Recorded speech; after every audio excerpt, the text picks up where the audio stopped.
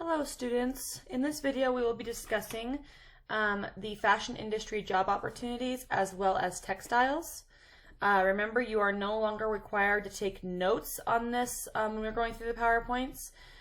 You are still welcome to if you would like to help use those notes for like studying purposes and things like that. You're welcome to print the note guides off and use them. However, you will not be turning them in, so it's up to you. I don't really care if you take notes or not, if you just go along and listen. But today we're going to be going through the fashion industries, jobs, and textiles. We're going to kind of go kind of fast, and then you guys will take your your unit 3 and 4 test as soon as you are done with this unit. So first we're going to go over what a fashion designer does. A fashion designer, it's pretty self-explanatory. They're responsible for concepts, sketches, fabrics, and trends. They oversee all aspects of the design room. They're usually really good at illustrating. They have a good design and sketch ability. They handle initial fittings. They communicate ideas and visions to staff.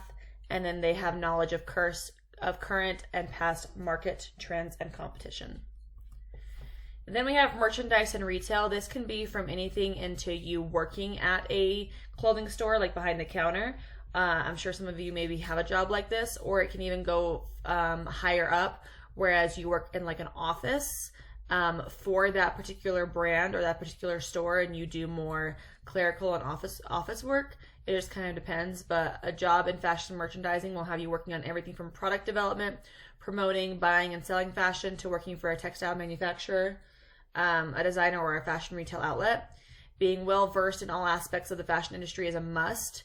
You're required to be in touch with market trends as well as popular styles in a specific location, culture, age, and economic group or trend. Okay, then we have fashion publicist. This is basically somebody who is like they handle your advertising and things like that. They work with both apparel companies, brands, and retail stores. They are your image. They build your image. They do your target audience, and they maintain it by a variety of creative promotions. They're the ones who come up with like your sales slogans, your advertisements, your like kind of how the store has gone out of business since, but Payless shoes, they were known for like their big like BOGO event, and they were always at the BOGO shoe store. So that would be an example of what a fashion publicist would do. They observe social, economic, and political trends, and they decide what could ultimately have an effect on their client and make recommendations for a variety of media events that will put their client in a favorable light with their target audience. As an example, these people also help you when you do something really stupid. They try and help protect your name, and they try and help your brand not be destroyed because of something really stupid you did. Like as an example, Abercrombie and Fitch. This happened back in, I want to say maybe between 2012 and 2014. I can't really remember what year it happened, but it was in that time era.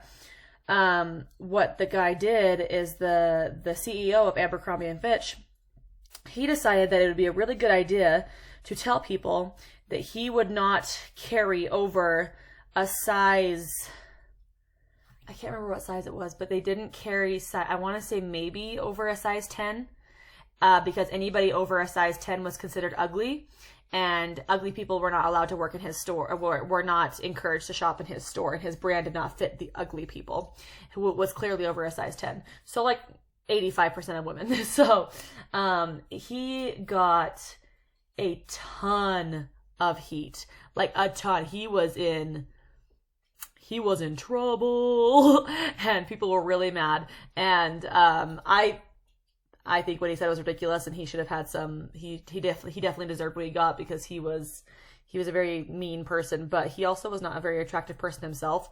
He was the kind. Let's take a look. Let's look up Abercrombie and Fitch, the CEO. He is an attractive man.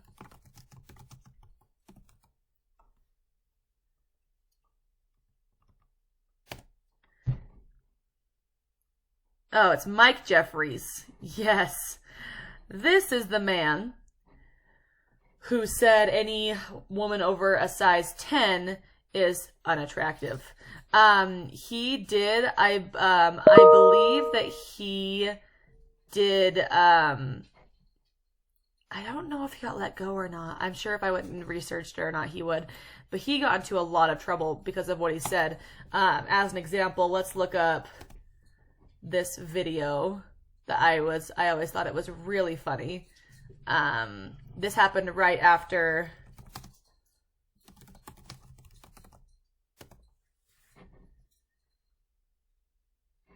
So this is Ellen's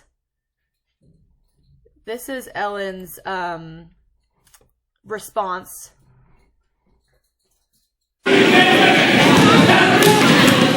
January 2017.